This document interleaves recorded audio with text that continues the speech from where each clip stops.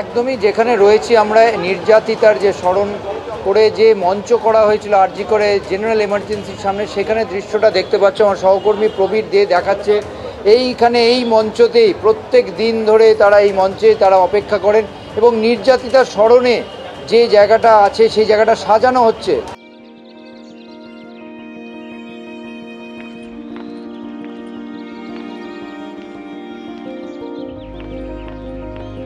দেখতে পাচ্ছ ফুল দিয়ে, মোমবাতি দিয়ে, মালা দিয়ে এবং জাস্টিস তারা যে দাবি করছে আমার দিদির বিচার চাই, সেই জাস্টিসের দাবিতে আমাদের দেখতে পাচ্ছ যে কোর্টে যে থাকে বাঁধা, চোখ বাঁধা যে মূর্তি, সেই মূর্তিটাও আছে এখানে। তারা পুরোটাই সাজাচ্ছেন, এরপরে প্রার্থনা করবেন। তারা প্রত্যেক দিনই এরকম প্রার্থনা করেন নির্যাতিতা এই যে তার স্মরণে তারা যে আন্দোলন চালিয়ে যাচ্ছেন সেই আন্দোলনের দাবিতে।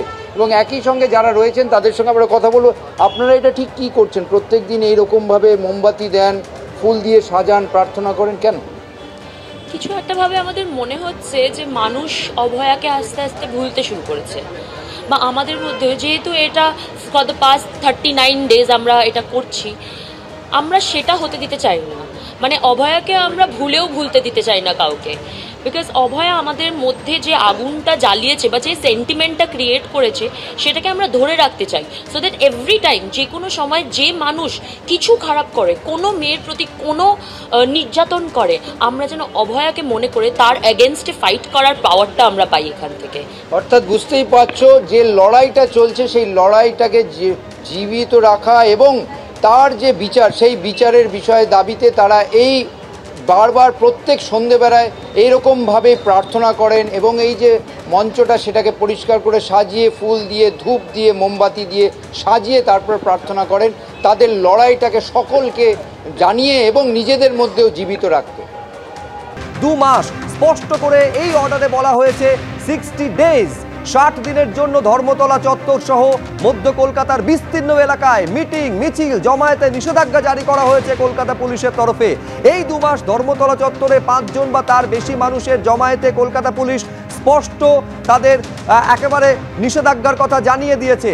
পুজোর কলকাতায় ধর্মতলা, বউবাজার এলাকায় কোনো রকম জমায়েত করা যাবে না। কেসি দাস ক্রসিং থেকে ভিক্টোরিয়া হাউস এবং সংলগ্ন এলাকায় জমায়েতে নিষেধাজ্ঞার কথা এই যে গতকাল জারি করা হয়েছে এই অর্ডার, যেখানে 25 তারিখ অর্থাৎ 25শে সেপ্টেম্বর থেকে 23শে নভেম্বর এই 60 দিন একেবারে বিএনএসএস এর 163 ধারা এই জারি থাকবে, অর্থাৎ 2 মাস এই ধর্মতলা চত্বরে জমায়েতে নিষেধাজ্ঞা জারি করা হয়েছে পুলিশের তরফে। সৌভিক মজুমদার আমাদের প্রতিনিধি আরো বিস্তারিত বলবেন।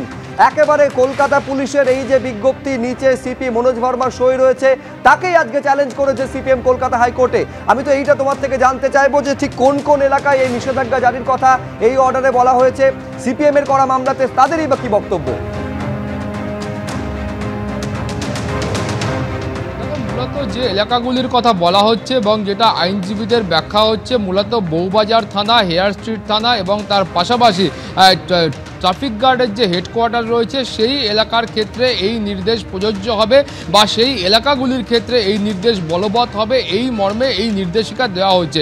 এখন সিপিআইএমের যুক্তি হচ্ছে যে তুমি জানো যে আরজিকর কাণ্ডের যে প্রতিবাদ হচ্ছে সেই প্রতিবাদের অভিমুখ বহু ক্ষেত্রেই দেখা যাচ্ছে যে সেটা কিন্তু এই ধর্মতলা চত্বর, অর্থাৎ যেখান থেকে যা মিটিং বা মিছিল শুরু হচ্ছে সেগুলো কিন্তু এই অঞ্চলে এসে শেষ হচ্ছে। ফলত সিপিআইএমের অভিযোগ হচ্ছে যে দীর্ঘদিন ধরে প্রায় 1 মাস 1.5 মাসের ওপর সময়কাল ধরে যে এই যে দীর্ঘ একটা আন্দোলন চলছে এই ধরনের অন্যায়ের প্রতিবাদে, সেই আন্দোলনকে কার্যত কলকাতা পুলিশ সেটাকে বন্ধ করতে চাইছে এবং সেই আন্দোলনকে স্তব্ধ করার জন্যই এই ধরনের একটা নির্দেশিকা দেওয়া হয়েছে বলে সিপিআইএমের আইনজীবীদের তরফ থেকে অভিযোগ করা হচ্ছে। এবং তারা বলছেন যে ওই এলাকাতে এই যে 144 ধারা অর্থাৎ পূর্বতন 144 ধারা এবং বর্তমানে নতুন যে আইন রয়েছে সেই আইনের 163 নম্বর ধারা, এই আইন বলবৎ করার প্রয়োজনীয়তাটা কি? তার কারণ হলো ওই এলাকাতে একটা শান্তিপূর্ণ অবস্থান হচ্ছে, শান্তিপূর্ণ মিটিং হচ্ছে বা মিছিল হচ্ছে, প্রতিবাদ সভা হচ্ছে, সেখানে এই শান্তিপূর্ণ প্রতিবাদ সভাগুলোকে